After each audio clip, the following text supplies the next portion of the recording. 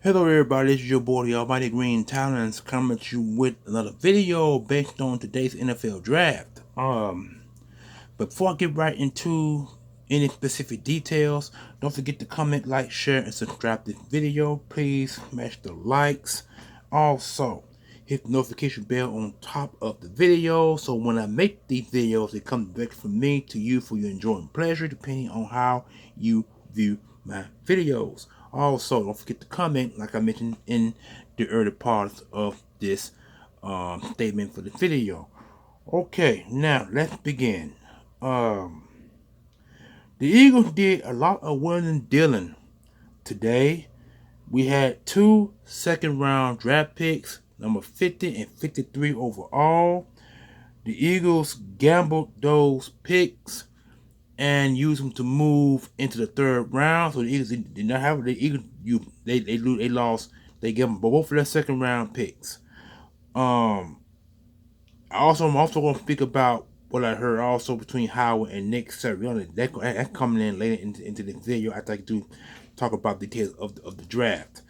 Like I mentioned, they did a lot of willing and dealing.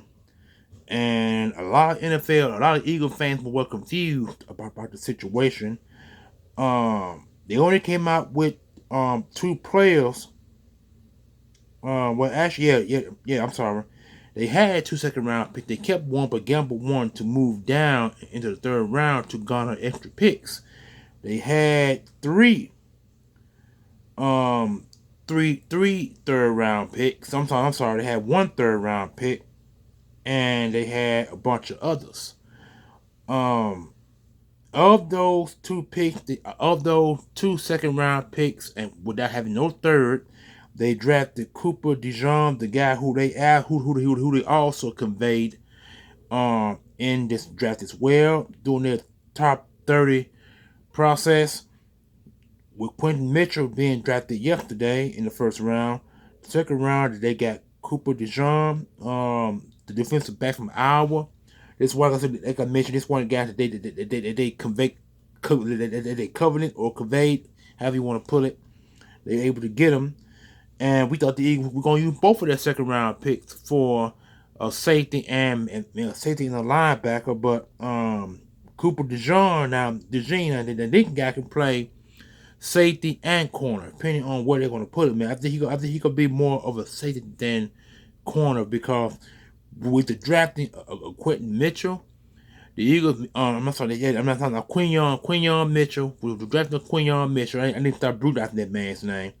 Quinyon Mitchell. The Eagles already have two defensive backs from last year. They have Kelly Ringo, and then they got Eli Ricks. Those are the two guys they got last year who now on this roster, and so then we also got Blankenship, who the Eagles re-signed to a one year $3.5 million contract.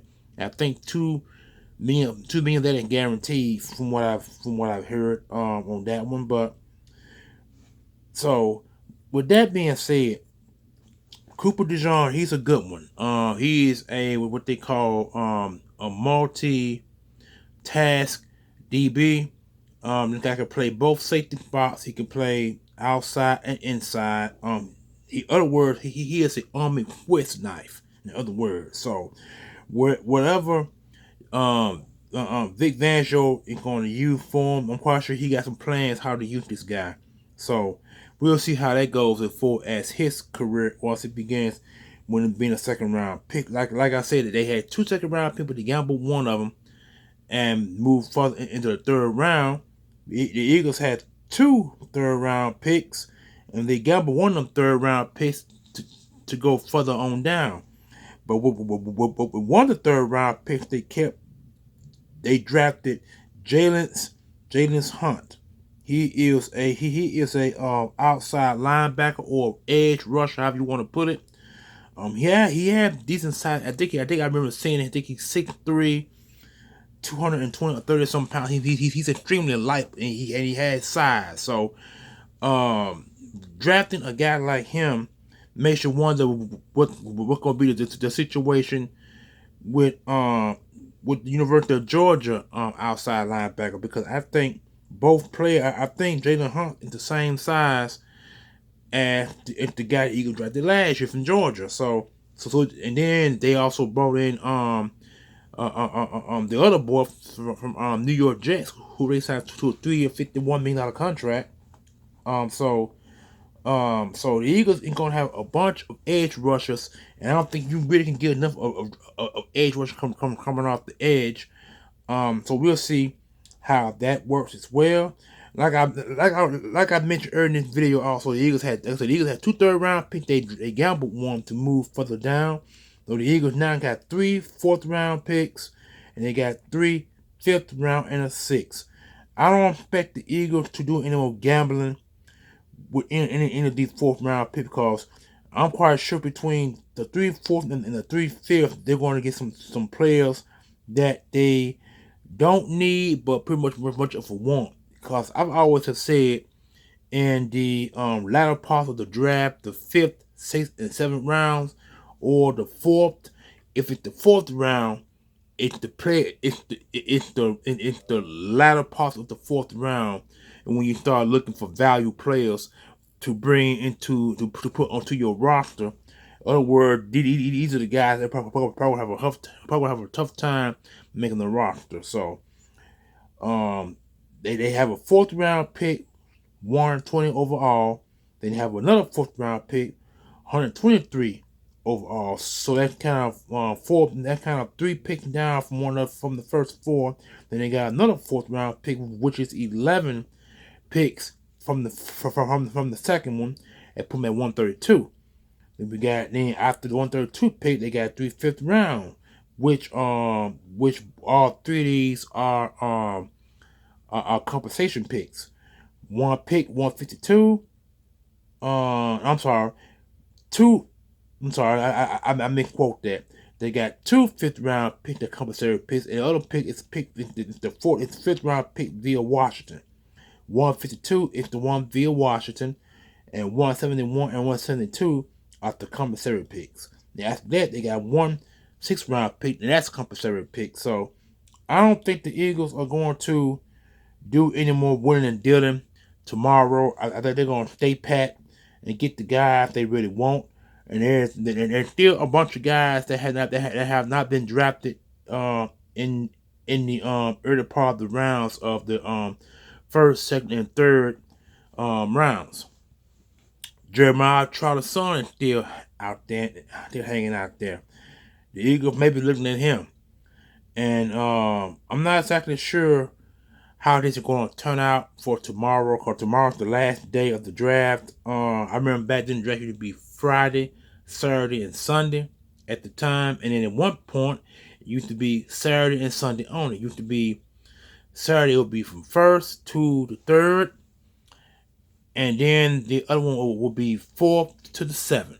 I remember back in the day. That was back in the day. And then Roger Goodell came and switched everything around. He went from making it from Friday, Saturday, Sunday to Thursday, Friday, and Saturday. I mean, I'm not exactly sure why he did that. I think it should have stayed Saturday and Sunday. My opinion. Maybe probably because it brings stress to the coaches and into the organization who making these picks. That's probably why they did it that way. So, but these picks though, the remaining picks, they of the remaining 7 picks they have, only 2 of them. 3 of them are commissary picks. 3 of them. That's the 2 fifth rounders and the 6th round. Those are the Eagles' remaining commissary picks they have. And we all know you can't trade compensatory picks. Those picks cannot be traded. You only can trade the ones that you get from a trade, or the ones that you already got when the NFL season comes to an end, and your picks are given to you based on your regular season and playoff position. And once you further out the playoffs, you get probably a 20 pick on down to the 32nd pick. That's how that goes as far as draft position picks concerned. And compensatory picks are given only to teams who lose players. If you get a player traded to you and you don't bring him back, the team that the Eagles get the compensatory pick, not the opposing team. The only way they get that pick if they lose the player, but you never get a compensatory pick from a trade. I mean, when you trade it, okay, say they give you an example. If the Eagles were to make a trade for Patrick Surtain, and if the Eagles rent Patrick Surtain on a 1-year contract and let him go after that, the Eagles be the ones to get the compensatory pick, not the Broncos. That's how that works. The Broncos will only get it if they keep Patrick Surtain and don't re-sign him. Then they be the ones to get the compensatory pick once he signs one other team. So that's how that goes. Compensatory picks are like that. The Eagles got 4 compensatory picks in this draft. They lost a few players via free agency. Malu is one of those picks they got. They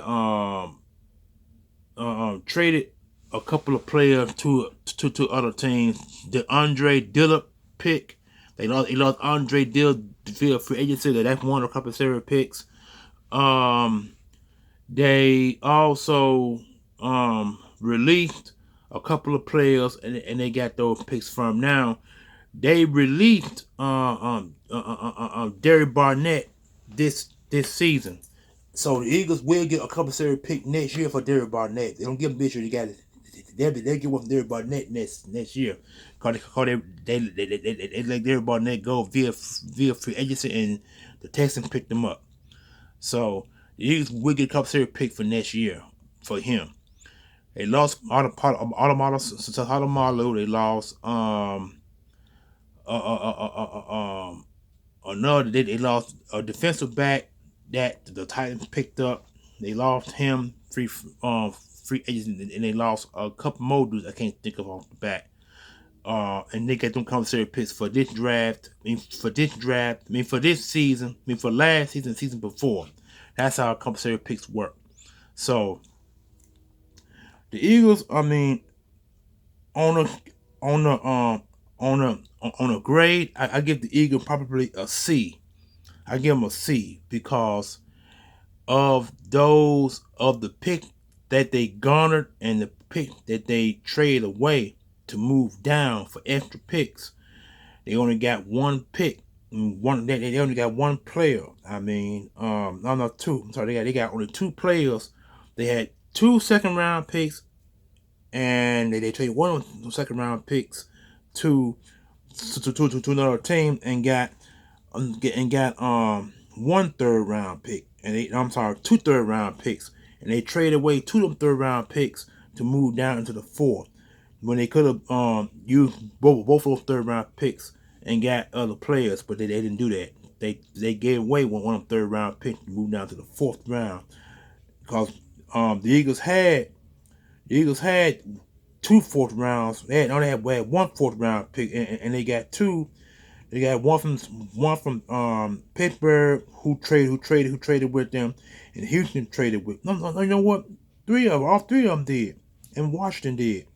All these teams traded with the Eagles to move in the third round to get these picks. So the Eagles got all these 4 picks. Round 5th, 152 is from Washington, 132 is from San Fran, 123 is from Houston, and 120 is from Pittsburgh. All 4 of those teams traded with the Eagles for their 3rd round picks. So that's the situation that we hang in the balance with, and I give them a C minus.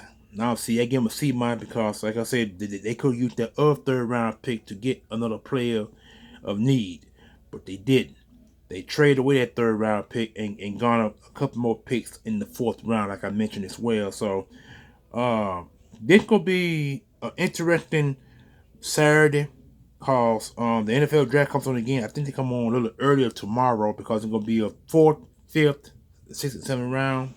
the last 4 rounds of the draft. So it may come on round 4 or 5 tomorrow. Now you know what? It may come on at 3. It may come on at 3 because it's going to be a long process unless teams again start willing and dealing to move up or move down in the between 4th and the 7th round. The Eagles could use one of them 5th round picks to move down to the 7th round. You never know. But I think the Eagles willing and dealing is done. I really think it is. So we'll see how that works. Again, I give the Eagles a C- because, like I said, they should have drafted. They had 2 third-round picks.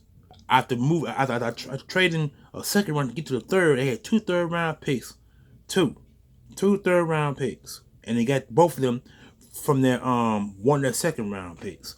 They could use one of 3rd-round pick, 2 third-round picks to pick another player that they picked Cooper DeJean with the 2nd round, that they had to move down into the 3rd, and they had 2 third-round picks, but they picked one of the 3rd-round picks on Jalen's Hunt is who they picked with one of the 3rd-round picks, and they could use the other 3rd-round pick to get a player of need, but they didn't. So they gave one of the 3rd-round picks to move to the 4th. That's what they did.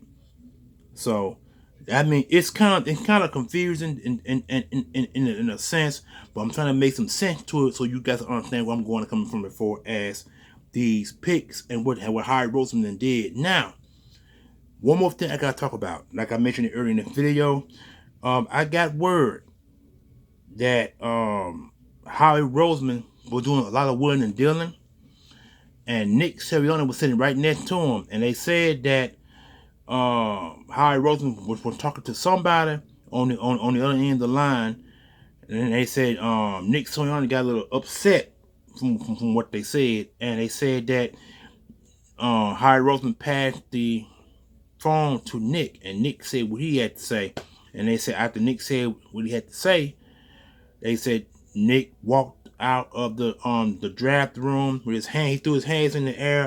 I'm assuming he was frustrated of what Harry Roseman did, but I hope that's not a good sign. If that's true, that's not a good sign when your coach gets upset with your GM. The GM and the coach should be on the same page at all costs. If that don't happen, then it could be some dysfunction going on in the front office and in the coaching staff. So I can only hope that what I've heard, I don't read into it too deep, but this is just a rumor. I don't know. This is gonna be very, very interesting down the stretch, cause when you hear things like this about your coach not getting along with your GM, that could be friction down the road, and it can cause some problems in the locker room, players, all the above. And you don't want nothing challenge down from the front office and come down to the players' locker room where it could be an issue. So I'm hoping that don't be the case. I hope what I'm telling you guys is false information, but like I said, I heard about it through word or through ear. So it's different between the word of ear and the actual fact. So like I said, it's just a rumor. I don't know how true it is, but I'm quite sure somewhere along the line there will be more news brought out on this. And if it do, I'll bring it to you guys. But if not, I won't speak on it. I'm gonna leave it right here on this video. So, without further ado, round 2 and 3 is it's in the books. Like round one was in the book yesterday. Round 2 and 3 are in the books today. So tomorrow we got 4 through 7. That's gonna be a long, dreary Saturday. Cause I'm thinking it's gonna get started at 3 tomorrow, all the way to 8 or 9 tomorrow. It might go 4 and 10. Depends on how the process of the draft speeds up. Because now I think it'll be some more wheeling and dealing, and I'm thinking the Eagles wheeling and dealing is done. I think it is, cause you got 3 compensatory picks, and you got 4 picks that you got via from other teams. So I don't think the Eagles going to do more wheeling and dealing. I think they're done wheeling and dealing. I think they're gonna stay pat and pick players going into the remaining of this draft. All right. Let's go ahead in this video. I am out of here. The Almighty Green Talons, round 2 and 3 is in the books. Tomorrow we got 4 through 7. And I am out of here. Good night.